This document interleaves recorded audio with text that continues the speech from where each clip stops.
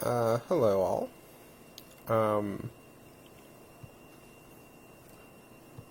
so we are now moving into the actual applied ethics part of the course. The part where we deal with concrete real-world issues, and that's really what we're here for. In a way, everything has been a prologue to this. And we're starting out by talking about charitable giving and about what we owe to other people in dire need, basically. So, this is Peter Singer. He's a professor at Princeton. He is one of the most famous ethicists in the world, one of the most influential ethicists in the world. Even maybe one of the most controversial ethicists in the world for reasons that we might see later on. We talked about him before when we talked about utilitarianism. He and Katarzyna de Lazari-Radek had a particular attempt to explain why you were rationally required to take up the utilitarian position. And he's written on very many topics, so I think he'll come up again probably in some of our later readings.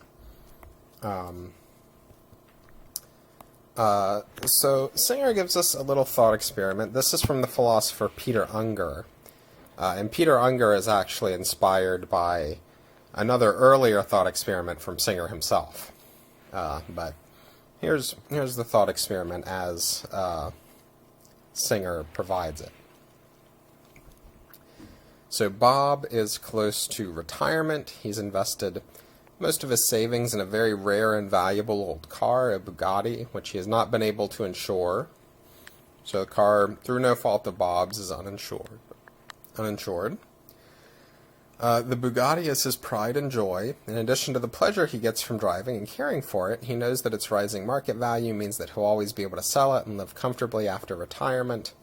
Okay, so this car is a great source of joy for Bob. It also is a source of financial security.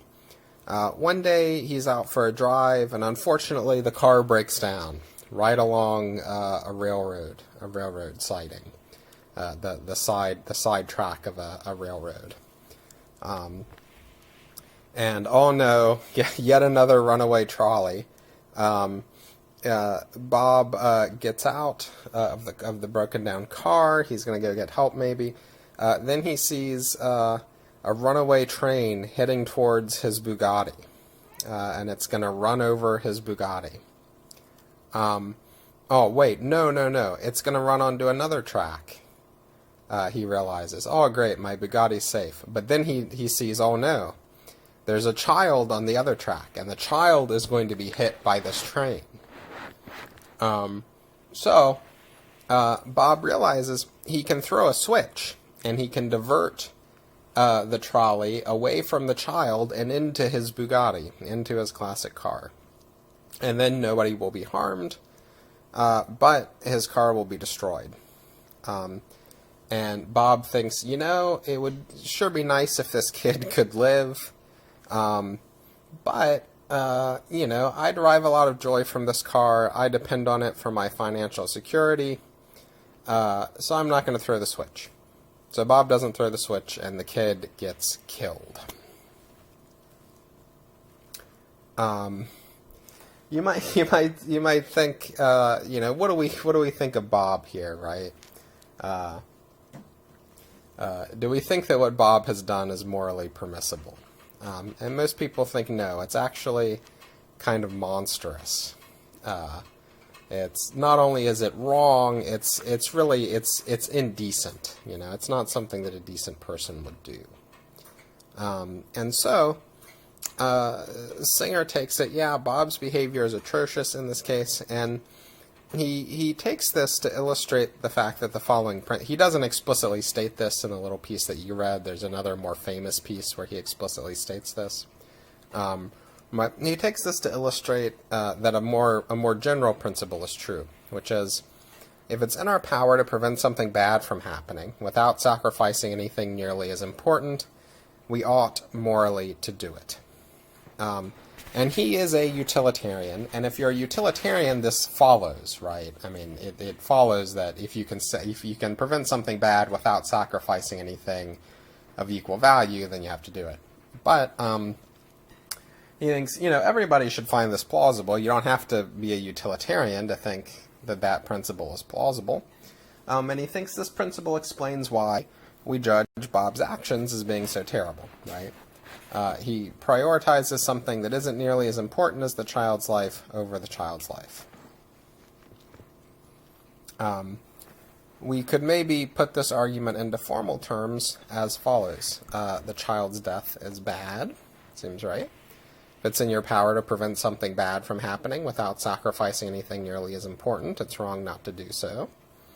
Bob can prevent the child's death without sacrificing anything nearly as important. His car is important, but it's not as important as a child's life. So it's wrong for Bob not to save the child. This is a logically valid argument. If all the premises are true, the conclusion has to follow, right? Okay. Now, as long as we're just thinking about Bob, people tend to be pretty clear-eyed and think, yeah, okay, that makes sense. What Bob does is bad. But here's the twist for Singer. You are also able to prevent very bad things from happening without giving up anything nearly as important. In fact, Singer thinks you can prevent the deaths of children without giving up anything that's even nearly as important as Bob's car, because it's cheap enough to save a child's life. How could this be? Well, most people in the world live on less than $2 a day. You probably live on a lot more than that. About 1 billion people live on less than $1 a day. You probably live on a whole lot more than that. Because we tend to have so much more than so many people, it wouldn't be surprising if there were ways for you to make a very huge difference while making comparatively minor sacrifices yourself. And there are websites like givewell.org that exist to help people find charities like this. Here, I can even...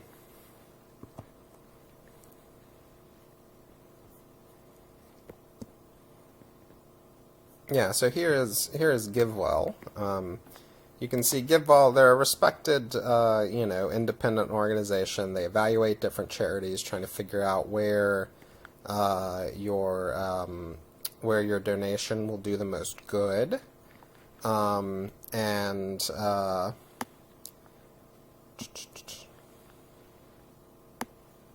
Oops, sorry, my browser is freezing up. Oh, here you can see they were featured in the New York Times, the Atlantic, Wall Street Journal. Pretty famous organization, quite reputable. So you can see here they have their top charities. Most of these are malaria prevention organizations, or some of these at least are malaria prevention organizations, supplements for vitamin deficiency, programs to encourage childhood vaccinations, cash transfers. The cash transfers just directly give people money. There are organizations like Give Directly that do this, so you can just directly give your money to some person in some developing nation. They have what they call a maximum impact fund, where you can give them money and then they'll just donate it where they think it will do the most good based on, which charity they think needs the most at that time. So you can go there if you want and look all that up. And Singer thinks, and GiveWell thinks too, that you can do quite a lot of good by making, what by kind of middle-class American standards would be, maybe significant but modest donations.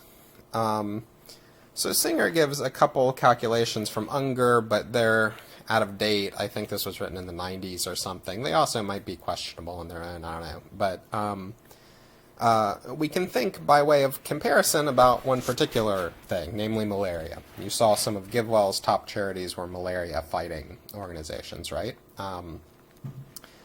Well, hundreds of millions of people are infected by malaria every year. Hundreds of thousands of people die. Most of the people who die are children under 5. It turns out malaria is really not that hard to prevent.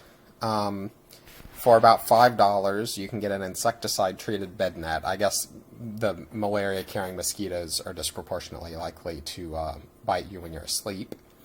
And you hang the bed net over your bed, and it physically keeps the mosquitoes from getting to you. First of all, I mean, it's a net that keeps them out. But second of all, because it has insecticide on it, the insecticide kills the mosquitoes, and then the mosquitoes can't go and bite other people either, right? There are also some very cheap medicines that help prevent malaria. So there are pretty easy ways to actually to prevent malaria. Pretty easy and cheap ways to prevent malaria. Actually, distributing bed nets and things like this has helped really beat back malaria quite a lot. Let me see if I can get this link to work. Oops.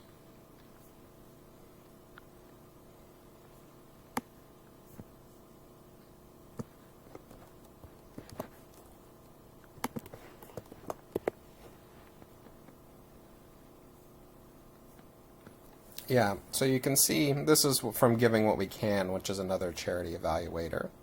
You can see over time, malaria incidence has decreased significantly. There's still plenty of malaria around, but there has been real progress made. And then, if you look at this map, increasing bed net coverage.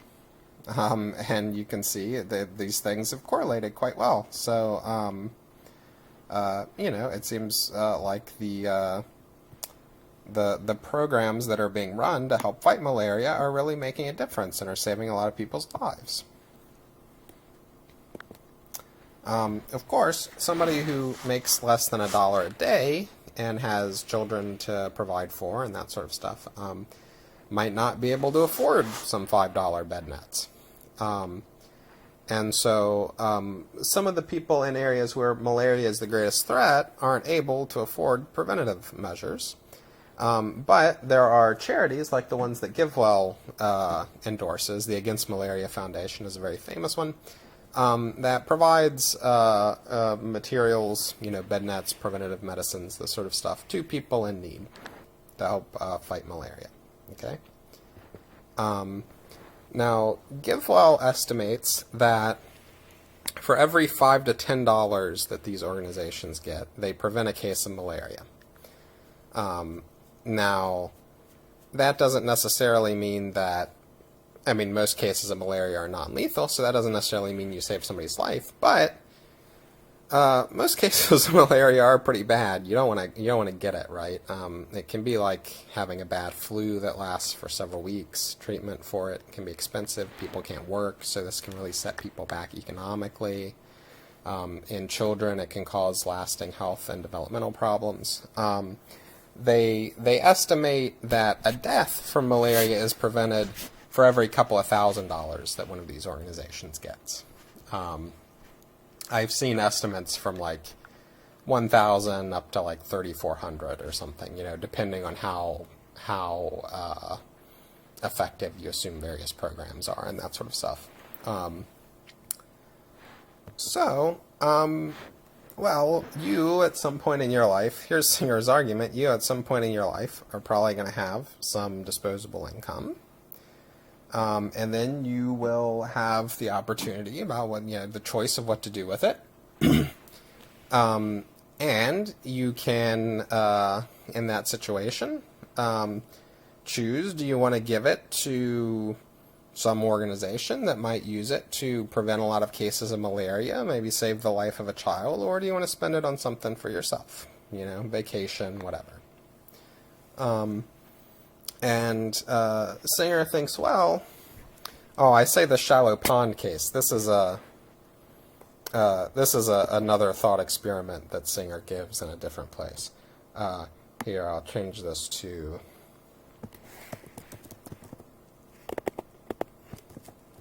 the Bugatti case. It's true that in the case of Bob and the Bugatti, the kid is right there. He can see him, right? He can see the kid. Bob can. Whereas the kid who's going to die from malaria, is not right in your face. You can't see the kid. But, Singer thinks, look, like, that doesn't make any moral difference, right? Like, it's not like saving the kid is less important just because you can't see them. You see how it makes an emotional difference for you. If you could see the kid, you would feel really bad that you weren't saving them. Since you don't see them, you don't feel so bad. But, like, that doesn't mean that morally it's not what you should do is save them. So Singer thinks you're obligated to give the money to save the kid's life. Just like Bob is obligated to make a much greater sacrifice, right? I mean, he's giving up this car that represents his financial security, whatever. You can maybe give a few $1,000s away and save a kid's life. Well, surely you're obligated to do it, right? Another difference you might think is relevant. Well, Bob, in Bob's case, he's the only person who can save this child. Whereas in the case of global poverty, there are many people who are in a position to act, and many of them don't, right? So maybe you think, well, why should I have to do all this stuff when other people aren't contributing? But Singer thinks that's irrelevant. Suppose there were more owners of priceless vintage cars. Carol, Dave, Emma, Fred, on the way down to Ziggy. And they're all in the same situation as Bob. And they're all doing the same thing. They're all going to let some kid be killed rather than giving up their car. Maybe some of them even, they could divert the train that's heading towards Bob's kid into their own car instead, right? And so, if they would pitch in, then, Bob wouldn't even need to do anything or something. Well, suppose that's true. Nobody else is doing anything. Would that make it okay for Bob to not do anything? And Singer takes it. The answer is clearly no. To say that would make it okay for Bob would be to endorse follow the crowd ethics. But that's wrong. You don't excuse Nazis because other people were doing the same thing, right? And so, to put this in a formal argument again, so we can take this argument that we gave earlier, but we can make it about you. Suffering and death from lack of food, shelter, and medical care are bad. If it's in your power to prevent something bad from happening, it's wrong not to do so. If you're spending, significant amounts of money on luxury and frills, at least a few $1,000s or whatever, then it's within your power to donate that money instead and prevent this bad thing without sacrificing anything nearly as important. So if you're spending significant amounts of money on luxuries and frills, it's wrong to do so. Now, you might be worried about where this is going to go, right? Because you might think, look, suppose I listen to Singer and I donate, $3,000 or something and save a kid and, do all this good. Well, there's still going to be kids in need, aren't there? And maybe I'll still have some money left over. Maybe, maybe you don't now, you're college students or whatever, but maybe at some later point in your life you'll have a little spending money. You'll have some. So doesn't it look like, well, okay, I guess I've got to give again, right? I've got to give even more money, and even more, and even more.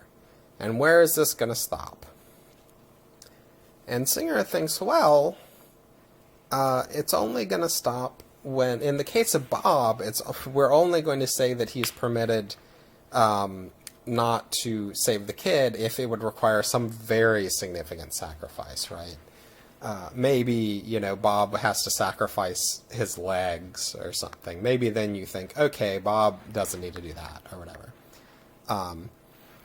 Okay, but we require a lot of sacrifice of Bob.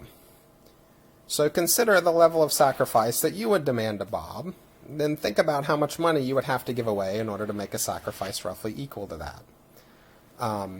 $200 is the figure that Singer has quoted in the article for saving a life. Like I say, it's probably more than that, but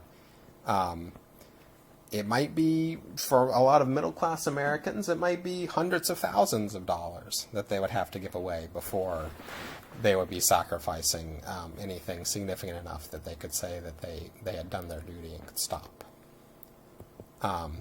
In fact, because Singer is a utilitarian, remember we talked about utilitarianism is very demanding. It doesn't make room for partiality and that sort of stuff. What he thinks is that really in an ideal situation, you should give until giving any more would hurt you more than it helps the other person. And that would mean that you have to give quite a lot, right? Now, he acknowledges in practical terms, you do need to worry about getting burned out. You know, if you give too much, maybe you won't want to give more in the future, or, you know, if you give so much that you can't pay your rent, maybe you lose your job, you lose your apartment, and then that causes you to lose your job, and then you can't donate anymore. And, you know, you have to sort of maintain your own ability to continue functioning, if only so that you can keep supporting these good causes and so on. And so he acknowledges, you know, practically speaking, he's not saying clear out your bank account totally right now. But, you know, he does think this will hurt a bit. This will hurt a bit. He also thinks, you know, if you give a significant amount but you don't meet his standard, you're doing the wrong thing. Nonetheless, because you're doing so much better than most people, we shouldn't blame you. So he says when we praise or blame people, we tend to use some sort of standard relative to some normal conception of behavior. People who give 10% of their income to the Against Malaria Foundation, for instance, are doing so much better than everybody else that he's not going to chastise them. You know, don't let the perfect be the enemy of the good, right? It's good for you to do some amount of good, even if you're not doing as much as he says. He says, don't get discouraged. I'm not going to get on your case for not meeting my standard exactly if you're doing enough. All the same, if you're only giving 10% of your income and you're sort of a comfortably off American, kind of an upper middle class person or something, you should be doing much more, and you're in no position to criticize Bob for failing to make the much greater sacrifice of his Bugatti. And he says at the end here, look, he knows that most people are not going to take his advice. He knows most people aren't going to listen to him. Some people have listened to him. I mean, GiveWell and some other organizations have actually been started by people who were inspired by Singer. So he has made a difference in the world. But most people not going to take his advice. And he says, well, but that doesn't change the fact that my advice is what's morally required. Human nature maybe just isn't sufficiently altruistic to make it plausible that people are going to sacrifice this much for strangers. Well, that might be true, but it would be wrong to draw a moral conclusion from those facts. Just because people aren't going to do it doesn't mean it's moral for them not to do it. If we ought to do things that predictably most of us won't do, then let's face that fact head on. If we value the life of a child more than going to fancy restaurants, the next time we dine out, we'll know that we could have done something better with our money. If that makes living a morally decent life extremely arduous, well, that's the way things are. If we don't do it, we should at least know that we're failing to live a decent life. Not because it's good to wallow in guilt, because knowing where we should be going is the first step towards heading in that direction. Look, even if you don't do what he says, you should know that what you're doing is morally atrocious. Not because he wants you to feel bad, but because he wants you to move in the right direction, right? When Bob first grasped the dilemma that faced him as he stood by that railway switch, he must have thought about how extraordinarily unlucky he was to be placed in a situation in which he must choose between the life of an innocent child and the sacrifice of most of his savings. But he was not unlucky at all. We are all in that situation. We are all Bob. And we all have to decide what we value more. Our savings, our luxuries, whatever, or the well-being of people in dire need.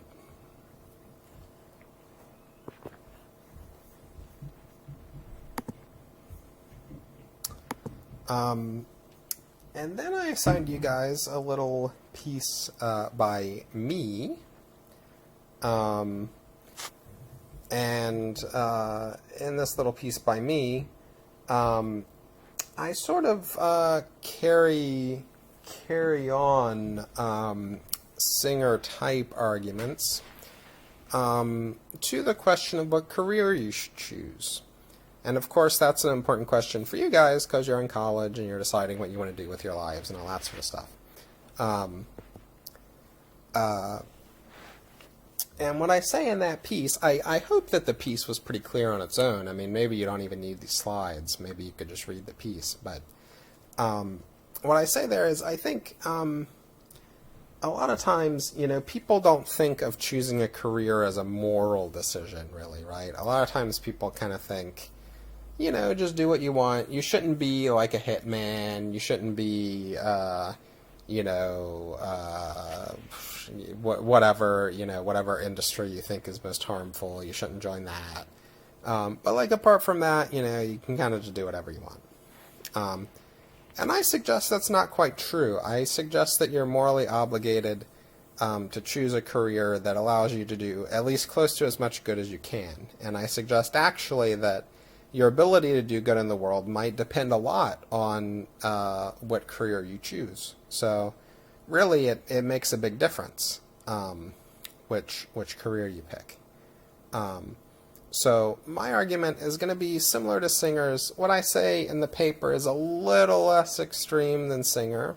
And, Singer has this part about how you might think your Bob thinks he's so unlucky or something. I'm going to suggest you shouldn't necessarily regard this as kind of sad news. A career that does the most good has, some advantages for you too. It gives you a sense of meaning, purpose, and, if you do something that's too arduous, probably not going to do the most good anyway. So that's where I'm going to go with this. Now, this piece was called You Are Spiderman. That was suggested by the editor of the book that it was in.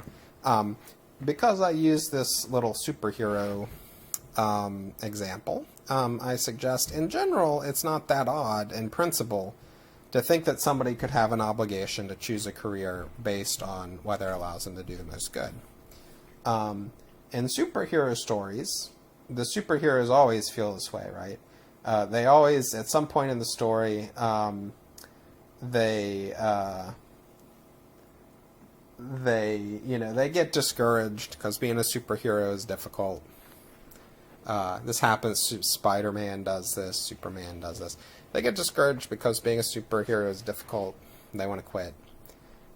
But they always wind up going back to their ways because they know that other people are counting on them. And, as Spider-Man tells us, with great power comes great responsibility.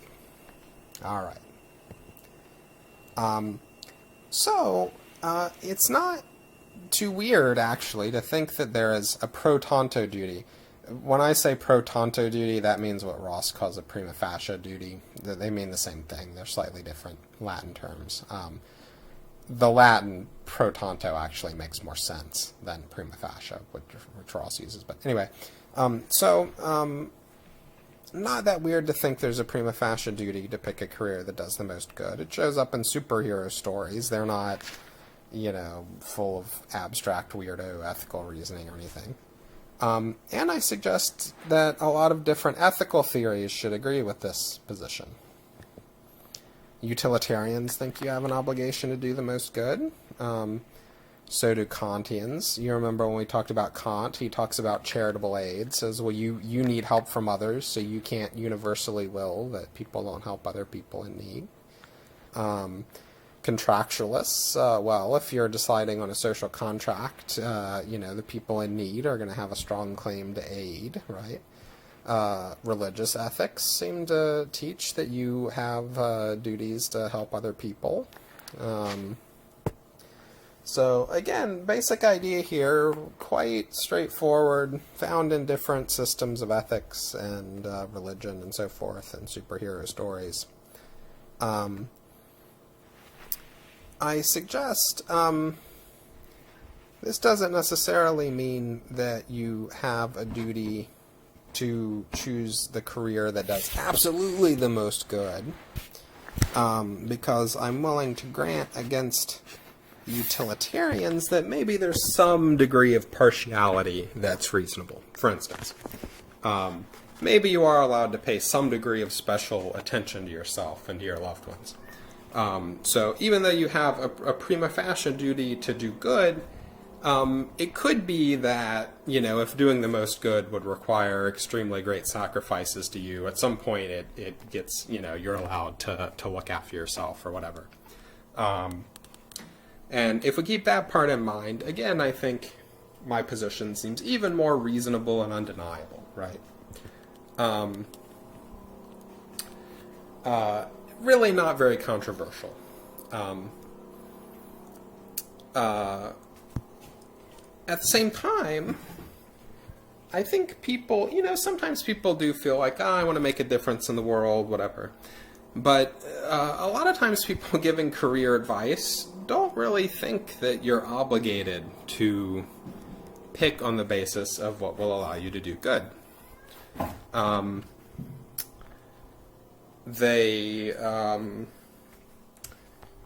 Well, we'll see what they tend to say in a minute, but when people even do think about this, they don't tend to put a whole lot of thought into what would allow you to do the most good, right? People tend to have some kind of a sense that, well, some jobs help people, other jobs don't.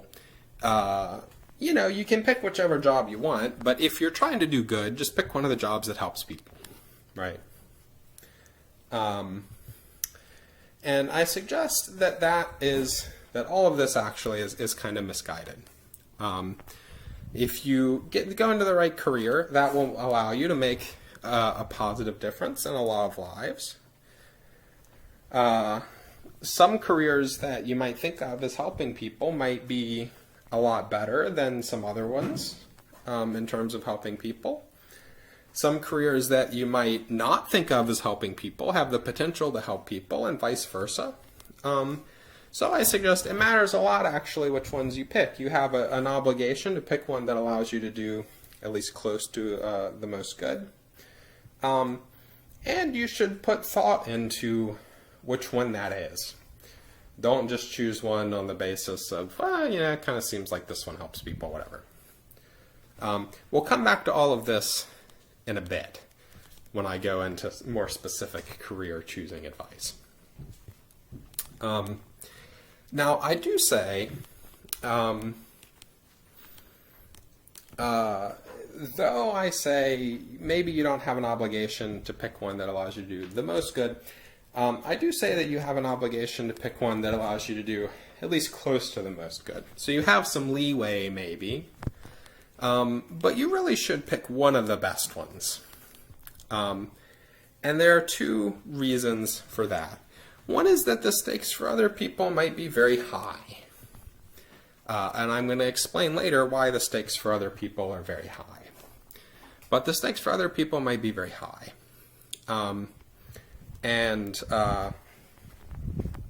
Just a second. Oops. We saw in the case of Bob and the Bugatti that when the stakes for other people are very high, they're going to die unless you make the right choice. You can be obligated to sacrifice quite a lot. So your obligation to do good here is pretty strong because there's a lot at stake for other people. Second reason, doing good with your career actually might not require as much sacrifice as you think. Why is that? Well, Well, so here I think are two pretty ordinary pieces of career advice. These are the two that I think are the most ordinary ones.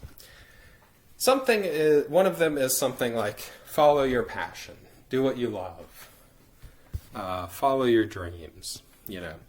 A lot of times that's given by somebody who like they followed their dreams and it worked out, but of course, the 10 other people who followed their dreams and it didn't work out, you don't hear from.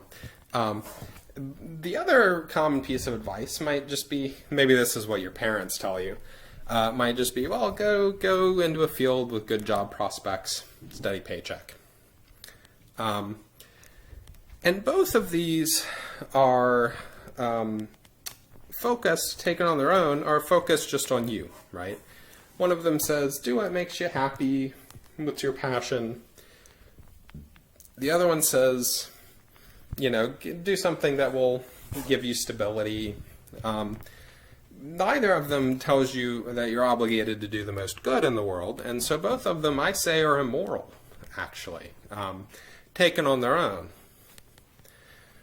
Each of them might also, even if you are just concerned about yourself, each of them might also have some limitations as advice. Follow your passion. Your passion might not be very employable. Sometimes people follow their passion and it doesn't work out. There's actually a lot of research also suggesting how much job satisfaction people have depends a lot on how much control they have over their job, whether it provides them with kind of varied and challenging tasks, puzzles they can solve and stuff, whether they find the work meaningful, does it just seem totally pointless, or do they think they're doing something worthwhile? Those sorts of things matter a lot to how much people enjoy their jobs. Whether it's their passion actually matters a lot less. And of course, what your passion is can change over the course of your life anyway. So follow your passion is not necessarily great advice. Meanwhile, there's contradictory research. Some research says once you're upper middle class, making more money actually doesn't make you happier at all. Other research says it has kind of diminishing returns. But either way, once you're kind of making enough money, making more money doesn't help you so much. And of course, if you hate your job, you work in a high-pressure law firm or something, and it's really stressful and all that, that might not be so good for you either, right? So limitations, practical limitations to following this advice, even if you're just concerned about yourself. But at the same time, I do think that both of these get something right, and they do kind of harmonize with what I've said. If you hate your job, you do the opposite of following your passion. You choose something you just absolutely hate. You're probably not going to stick with it. You'll probably get burned out. You're probably not going to be very good at it. Then you're probably not going to do very much good because you don't stick with your job and you're not very good at it. On the other hand, when it comes to the, just pick something stable, blah, blah, blah. If you pick something that, has a steady paycheck and is in demand, allows you to provide for yourself, that might make you better positioned to help other people. Furthermore, some jobs that do a lot of good might actually just be kind of normal, ordinary jobs that pay well. And we'll talk about why that is in a minute when we talk about earning to give. So, something correct in these pieces of advice. And so, I want to suggest, if you follow my advice, you want to pick a career based on whether it allows you to do the most good. But, picking a career that allows you to do the most good, will also mean picking one that allows you to be fulfilled and happy and engaged, and that allows you to take care of your needs. You need to balance these things to some extent.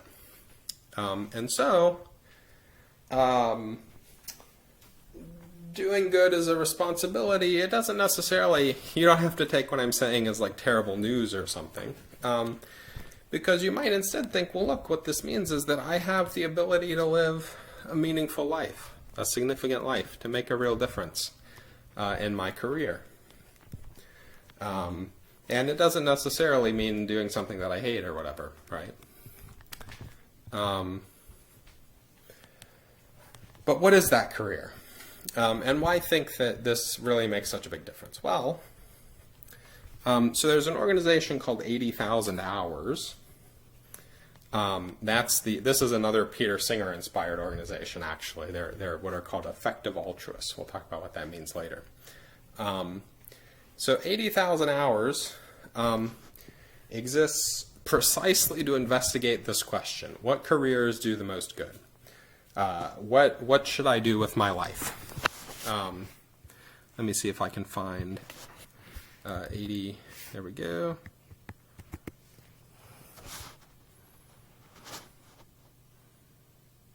Sorry, my browser is... Here we go. This is the 80,000 Hours website. You can see start here, and you can get some of their basic ideas. I'm not going to go over all this in my piece or in this lecture, so I do encourage you, if you're serious about this, go on their website and look around and put some real thought into this. I mean, you're deciding how you're going to spend the rest of your life. It makes sense to put a little work into doing that, right? There's start here. There are guides to different important ideas, to different career paths you might go into: government and policy, research, etc. All sorts of stuff there. So yeah, go look at their website.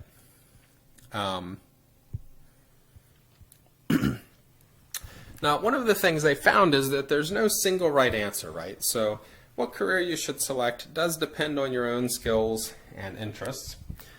They've also found that sometimes it's kind of surprising. It's not always what you would think. So here's an example of how that is. I said, you probably think of some professions as just, well, those are the jobs that help people, right? Probably doctors get in that category, right? Doctors help people. But 80,000 Hours says, hey, look, think about this. Med school is extremely competitive, right?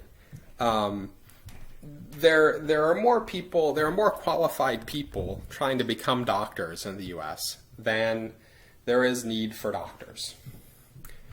And so, first of all, that means if you try to become a doctor, that's risky. Maybe you don't make it into med school. I have a friend who that's true for. I mean, he's a very smart guy. He works as a paramedic. He tried to get into med school multiple times and couldn't do it. But it also means that although doctors are very important, the difference that you will make by being a doctor may not be that large. Because if you don't become a doctor, somebody else will become a doctor instead of you, and they're probably not going to be that much worse. So 80,000 Hours conducts this interview with Gregory Lewis, who is a doctor, and in it he says, I was talking to a doctor in pediatrics who said something along the lines of, I don't ever feel like I'm saving lives or making a big difference, because although I might be the guy giving the life-saving treatments, if I wasn't there, they would have called the doctor down the hall and he would have done exactly the same thing. So if you're looking to make the most difference, the direct good done by becoming a doctor may not be that great, because the difference you make might not be that great, because there are already plenty of people trying to become doctors. However, they don't necessarily say that this means never become a doctor. This is instead under a list of careers we sometimes encourage people to consider.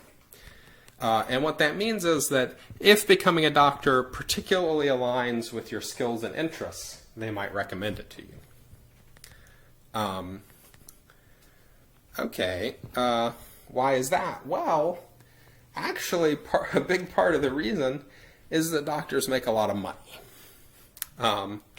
And you might think, well, wait a minute, I thought we were talking about doing good here. Now they're saying I pick it because it makes a lot of money? What are you talking about?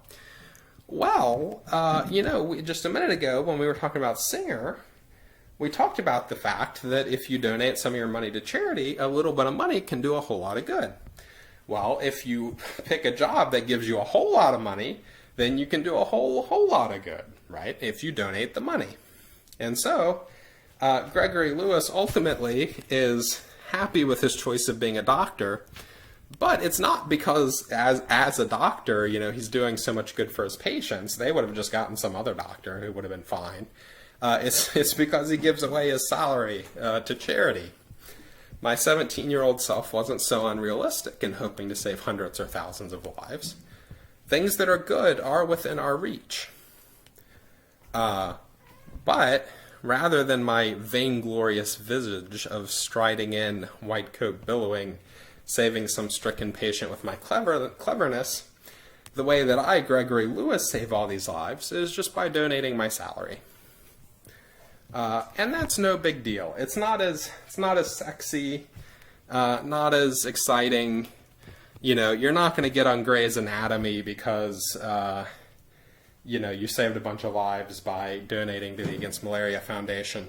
But compare that to the amount of good done. Compare that to lives saved, to cases of malaria prevented, to kids getting enough vitamins, to people in need getting money to buy things that they need.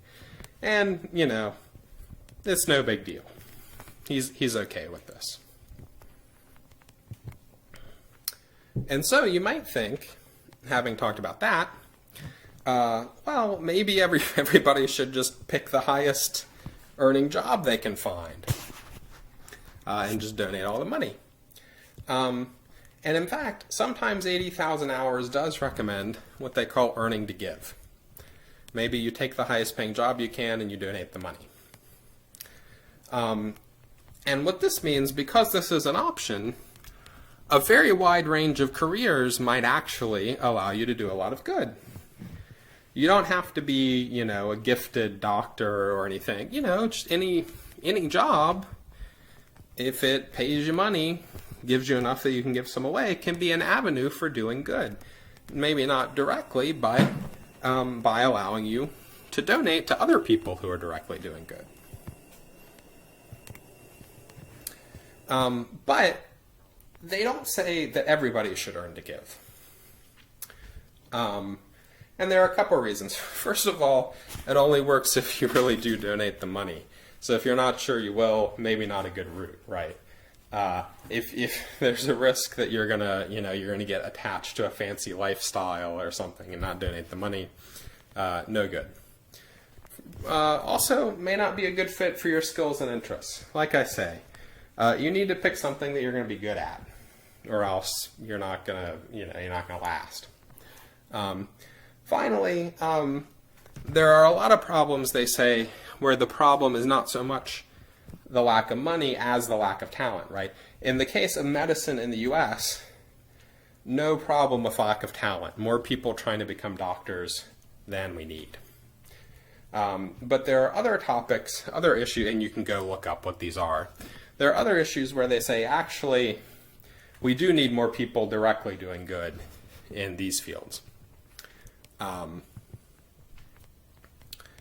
Here's another I'm just going over some of their counterintuitive findings to try to give you a sense of why it's important to think these things through, right? Maybe you think, okay, we've been talking about charities and how much good they can do.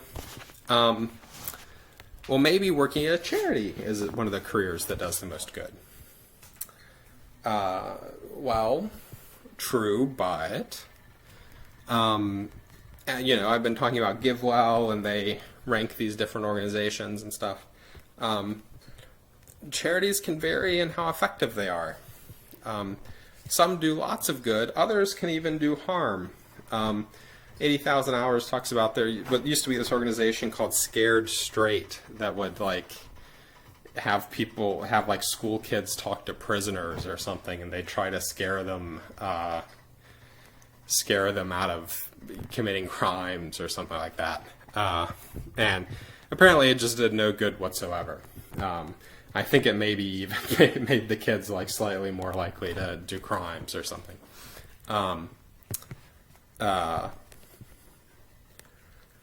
So you got to think about, what is this charity that I'm going to work for, right?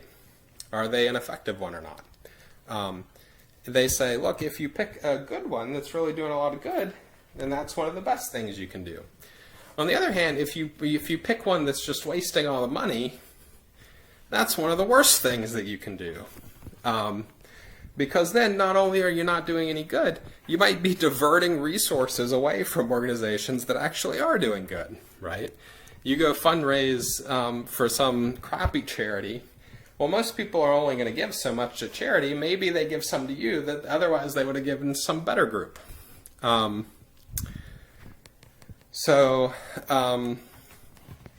You can, like I said, you can go to GiveWell or whatever, and you can find lists of effective charities. See what are the things that do really the most good. I also talked briefly about the fact, we're going to talk about the ethics of factory farming later, and it's pretty plausible to think that it's awful bad. There are some organizations that work on that. And then there's a question about how to weigh human versus animal interests and that sort of stuff. Fair enough. But factory farming is also really bad for people. Damages the environment. It's bad for the workers. Leads to, new diseases spreading, that kind of stuff. And that's actually a topic that doesn't get nearly as much attention. Because people think, it's just animals. So it might be that some of these anti-factory farming organizations are actually among the most effective. There's a group called Animal Charity Evaluators that you can look up. Here's my suggestion. I haven't given you the detailed advice you as an individual might need to specifically pick a career, right? Like I say, I can't do that. That's what 80,000 hours is for. Go look up what they say. It is going to depend on you as an individual. What you should do depends on what you're good at, what you like. 80,000 hours suggests a lot of different careers, potentially. Things ranging from political activism to artificial intelligence research to earning to give. You can go look up why artificial intelligence research might be really important. So there's no single answer, but at the same time, probably not going to get the right answer by guessing. You should do some research, and they can give you some guidance if you look at their website. Like I say, maybe you should, I do think it's an obligation to do something that will allow you to do a lot of good. But it doesn't have to be a dreary thing. Because again, maybe you should think it's kind of an exciting thing. There are opportunities for you to do a lot of good with your life in ways that will really, really impact a lot of other people, benefit a lot of other people. So next time, we're going to discuss a piece that's actually, so it's a textbook chapter that I wrote about another argument that is sort of critical of what we've said in this lecture. It's critical specifically of the focus on charities, because it says, look, you've been focusing on charities, private charities, but really you should be focusing on institutions, on political and social reforms, something like that. So that's the line of argument that we're going to talk about next time. I